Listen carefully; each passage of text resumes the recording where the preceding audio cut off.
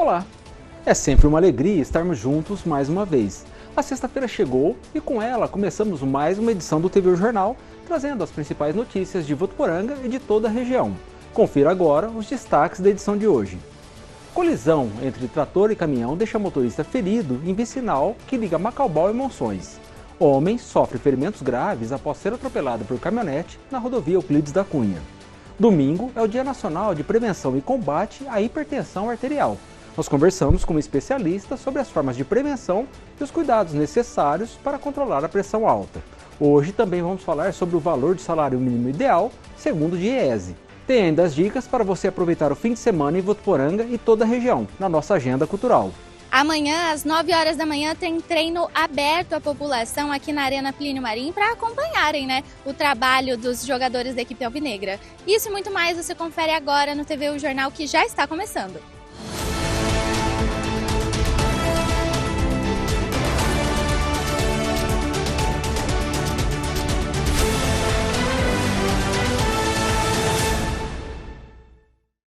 Um acidente envolvendo um trator e um caminhão provocou o vazamento de óleo diesel na estrada vicinal que liga os municípios de Macaubal e Monções na manhã de ontem. O trator, pertencente a uma usina sucroalcooleira, transportava veneno em equipamentos de transbordo. Pela dinâmica da ocorrência, a suspeita é de que o motorista do caminhão não tenha conseguido frear a tempo e acabou colidindo contra o trator. Segundo a Defesa Civil, o condutor do trator não se feriu. Já o motorista do caminhão ficou preso às ferragens, foi resgatado e encaminhado ao hospital de Andeara. Por causa do vazamento do óleo, uma equipe da CETESB foi acionada para monitorar a área e evitar que o diesel atingisse um riacho próximo. A usina, responsável pelo trator, informou que fará a limpeza completa do óleo e a remoção da terra contaminada. A notícia é do G1. E um homem de 30 anos ficou gravemente ferido após ser atropelado na madrugada de terça-feira na rodovia Euclides da Cunha, em Jales. De acordo com a Polícia Rodoviária Estadual, a vítima, identificada como Adriano de Paula Vasconcelos, morador de Santa Fé do Sul, foi atingida por uma caminhonete conduzida por um homem de 47 anos, residente em Jales. Segundo as informações, Adriano caminhava pela faixa de rolamento no sentido ao município de Urânia, quando ocorreu o atropelamento. Ele foi socorrido em estado grave e levado inicialmente à Santa Casa de Jales. Devido à gravidade dos ferimentos, precisou ser transferido para uma unidade hospitalar em São José do Rio Preto.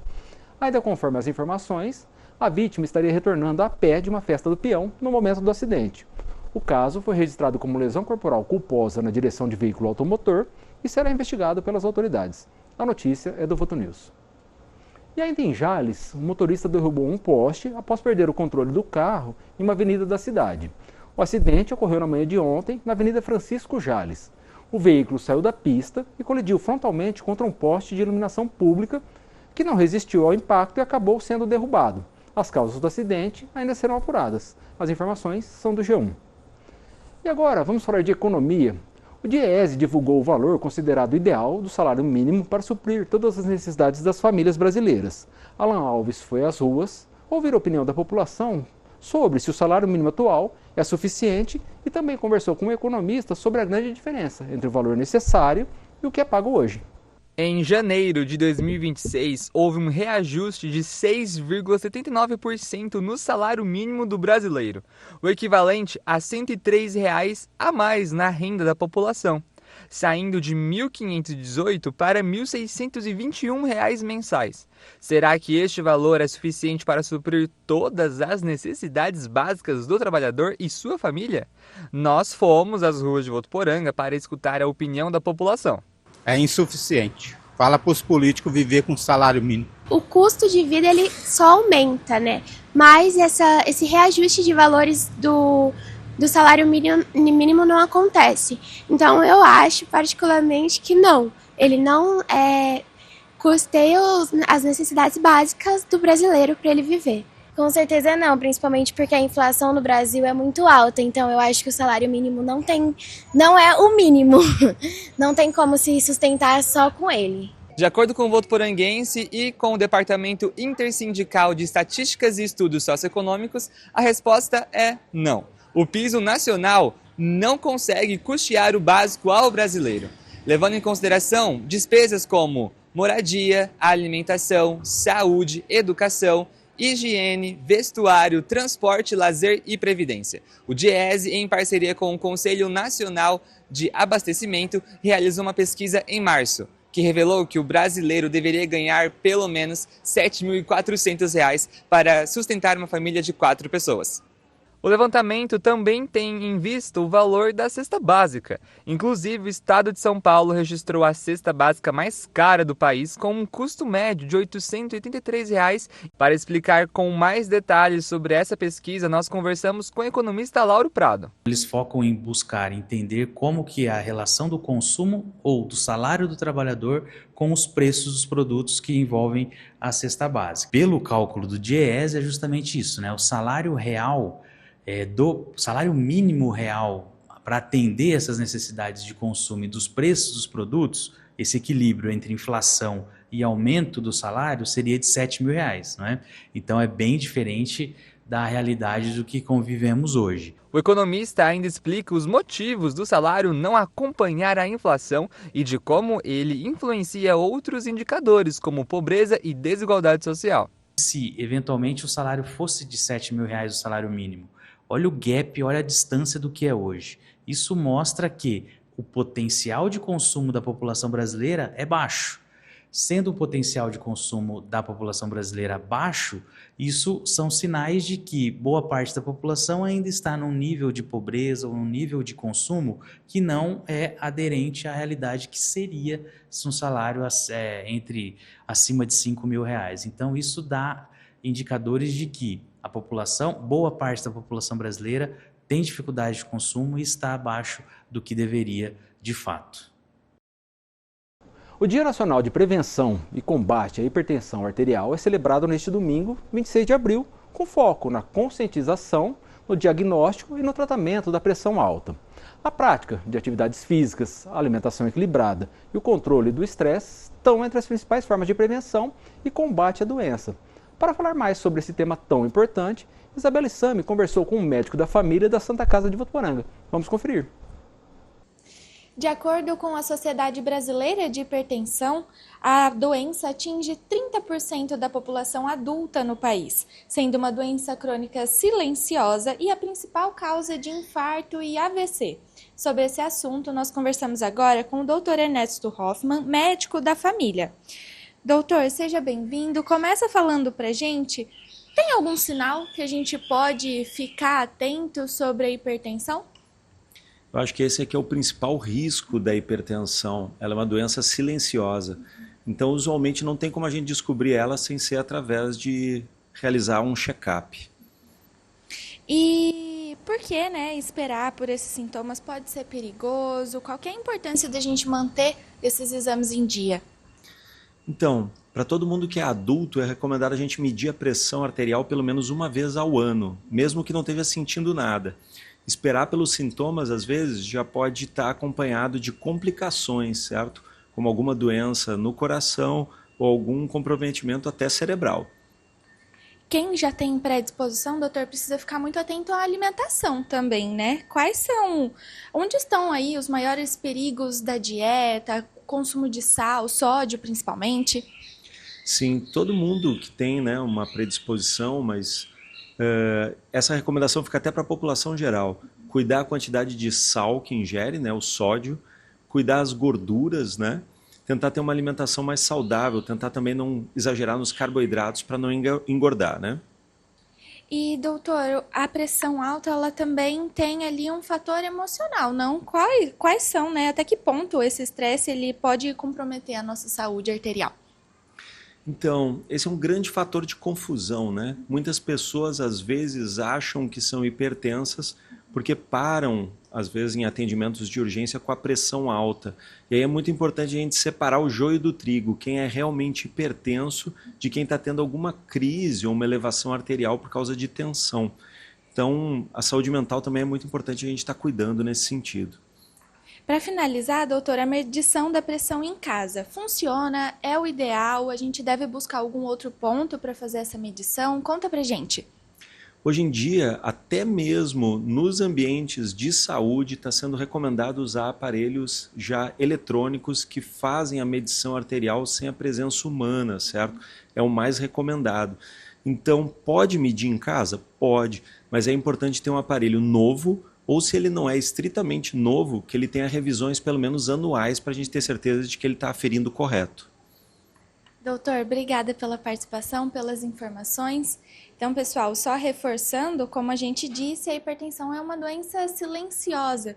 Então, já fica aí o alerta para você fazer um check-up, manter os seus exames em dia e também cuidar ali tanto da saúde mental quanto da sua alimentação. Ontem foi celebrado o Dia do Livro. Para marcar a data, o curso de Pedagogia da Unifev promoveu um bate-papo com um escritor de livros infantis. Vamos conferir na reportagem de Júlia Domenech. O Dia Mundial do Livro, comemorado no dia 23 de abril, é uma data simbólica, dedicada à valorização da leitura, da literatura e do conhecimento. Pensando nisso, o curso de Pedagogia da Unifev realizou um encontro com um autor de obras infantis, possibilitando aos alunos compreenderem a literatura não apenas como recurso pedagógico, mas também como experiência cultural e artística. Uma data muito significativa, 23 de abril, o Dia Mundial do Livro, e a gente tem esse evento todos os anos, para celebrar esse importante recurso, de conhecimento e despertar nos nossos alunos ainda mais o gosto pela leitura, e a formação dos futuros educadores que valorizam cada vez mais a leitura nos livros. O convidado foi o escritor Herácio Rondon, que falou sobre o processo de criação literária, a importância da literatura na infância e os desafios da formação de leitores na contemporaneidade. Hoje a gente falou sobre a importância da leitura, As crianças espelham-se muito nos adultos, em especial nos professores. Eles veem como modelo, Então, quando ele vê o professor ali gostando de ler, lendo para eles, mostrando empolgação na leitura, isso desenvolve um gosto, uma curiosidade para eles, e isso vai estimulá-los em muitas outras áreas da vida. A Unifev, além de oferecer ensino de qualidade, reforça a responsabilidade social, incentivando os alunos de pedagogia a contribuírem com doação de livros que posteriormente serão destinados a uma entidade filantrópica na área da educação. Nós sempre falamos da doação, referente a alimentos, a algum produto que a gente possa repassar por pessoas. Isso é muito tradicional na Unifev. Mas agora a gente está com essa proposta diferente, também doação, mas agora alimentando a cultura. Essa coisa de que um livro nunca fica velho, ele pode passar de mãos, e aquele mesmo livro que serviu para uma pessoa, que foi objeto de conhecimento, agora pode passar para outras mãos e atender a expectativa de outras pessoas. Esse também é um sentido da doação, mas agora voltado para um aspecto cultural. Para os futuros profissionais, reflexões como esta reforçam sobre o papel da literatura na educação e na formação humana. Leitura é importante para todo mundo, E já inserir isso desde criancinha também ajuda para, na nossa idade a gente já gostar de ler, porque influencia desde criança, a leitura. Desde o pequenininho, sabe? Quando tá começando a andar, começando a tocar nas coisas, apresenta o livro. Talvez a criança não vai ler ainda, não vai conhecer o alfabeto, as letras, não importa, mas ele vai ver as formas, vai ver as figuras, vai saber o que é uma boneca, um carrinho, um lápis, um papel, aquele contato com o livro, as historinhas que ficam na memória. Eu já estou com 50 anos e eu ainda lembro as cantigas que minha mãe cantava para a gente dormir, os livros que ela lia para a gente, então é muito importante. Agora faremos um breve intervalo. Na volta tem a previsão do tempo, a agenda cultural com os eventos do fim de semana e as informações sobre o treino do CAV aberto para a semifinal do Campeonato Paulista da Série 2, que acontecerá amanhã na Arena Plínio Marim. Fique com a gente e não saia daí.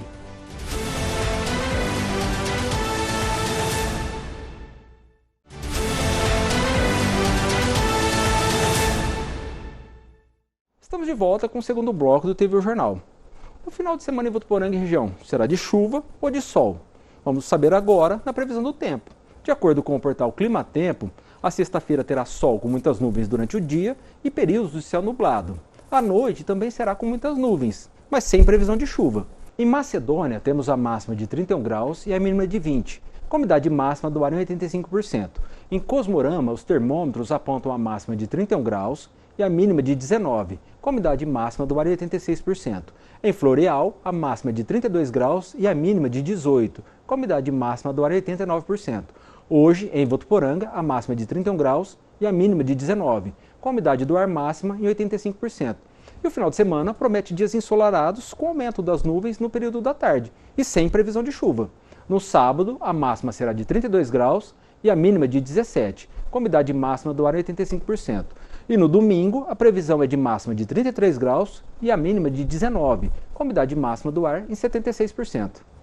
Agora, falando de cultura, o governo de São Paulo, por meio do programa CUT SP Pro, lançou 1.000 vagas em cursos gratuitos distribuídos em 19 cidades do estado, incluindo São José do Rio Preto. Além das opções presenciais, também há diversas alternativas de cursos online disponíveis. Não é, Alan? Conta pra gente. É isso mesmo, tem sim. Por meio do programa CUT SP, o governo de São Paulo disponibilizou diversos cursos de graça, tanto presenciais quanto online. As 1.000 vagas que você comentou estão distribuídas em 50 cursos voltados para diferentes setores da cultura em 19 municípios do estado de São Paulo. Das 775 oportunidades presenciais, 20 estão em São José do Rio Preto para o curso de perucaria e penteados cênicos, uma capacitação para quem quer aprender a criar looks teatrais e de cinema, focando na modelagem, fixação e acabamento dos cabelos. Esse curso em específico tem início previsto para o dia 20 de maio, com aulas às segundas e quartas-feiras, das 7 às 10 da noite, até o dia 8 de junho. Já na modalidade online, são 225 vagas e muitas opções de cursos como Fundamentos da Engenharia de Áudio, Leis de Incentivo e Editais, Gestão de Equipamentos Culturais e vários outros. Para participar é preciso ter mais de 16 anos e as inscrições podem ser feitas até o dia 4 de maio através do site cultsppro.org.br. E se você quer dicas para aproveitar o final de semana em Votuporanga e região, fique atento aos eventos trazidos por Júlia Topasso em nossa agenda cultural.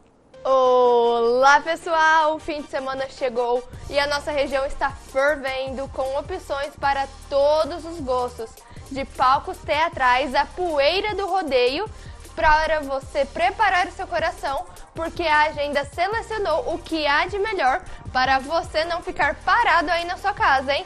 Roda a vinheta aí!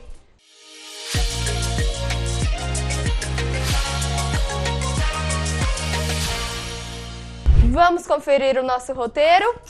A arte toma conta da nossa cidade. Hoje, em Votuporanga, é dia de prestigiar a 4ª mostra de cenas curtas no Foco. Se você gosta de teatro, o encontro marcado é no Centro de Convenções a partir das 7h30.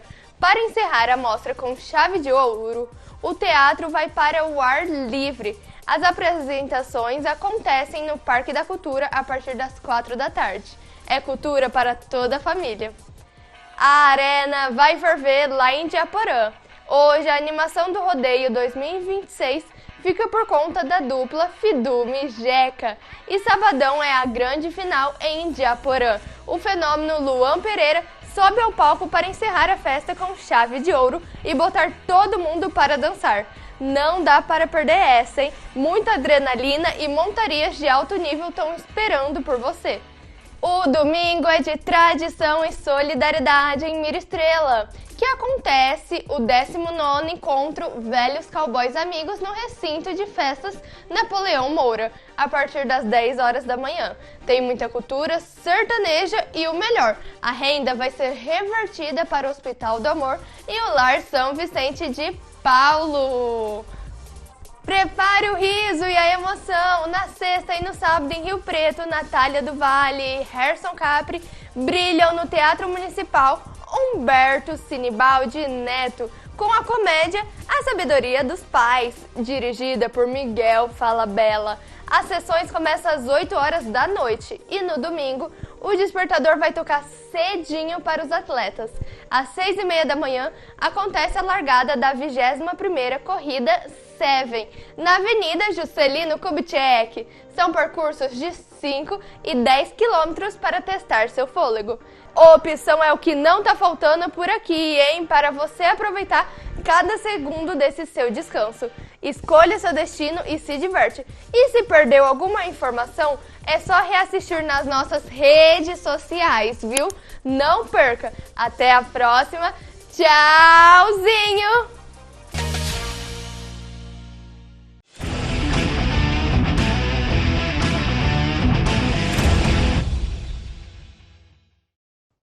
E agora, falando de esportes, vou chamar a Isabelle Sami, que está na Arena Plínio Marim, e vai trazer as informações sobre um treino aberto que o Clube Atlético Votuporanguense irá realizar amanhã. É isso, Isa? Exatamente, Bruno. O CAV está a poucos passos, a apenas 90 minutos do acesso à primeira divisão, do acesso à elite paulista. E pensando nesse momento de concentração, na necessidade do apoio da torcida, do apoio de Votuporanga, o treino deste sábado será aberto à população. Ele será realizado às 9 horas da manhã. A arena estará de portões abertos para receber todos os torcedores, aliás, de maneira gratuita. Inclusive, uma informação aqui, a Federação Paulista, ela disponibilizou 7.500 ingressos aqui para o jogo da Arena Plínio Marim e, de acordo com as divulgações do clube nas redes sociais, mais de 6.000 ingressos já foram vendidos. A bilheteria aqui da Arena Plínio Marim estará aberta nesse período de treino, né, começando ali às 9 horas da manhã. Estará aberta, disponível aí para você comprar o seu ingresso, garantir para você correr, né? É um jogo importante, jogo acesso, jogo da vida para o CAV, para o Votuporanguense. Então já garante o seu lugar para torcer pela equipe alvinegra. Já fica aí então o nosso convite para você, treino este sábado às 9 horas da manhã, para você conhecer um pouquinho ali do dia a dia, do trabalho dos jogadores do Votuporanguense. Obrigado, Isa, pelas informações. Bom, o TV O Jornal de hoje fica por aqui. Obrigado pela audiência. Um excelente final de semana para você e toda a sua família. Nos encontramos novamente na segunda-feira. Até lá!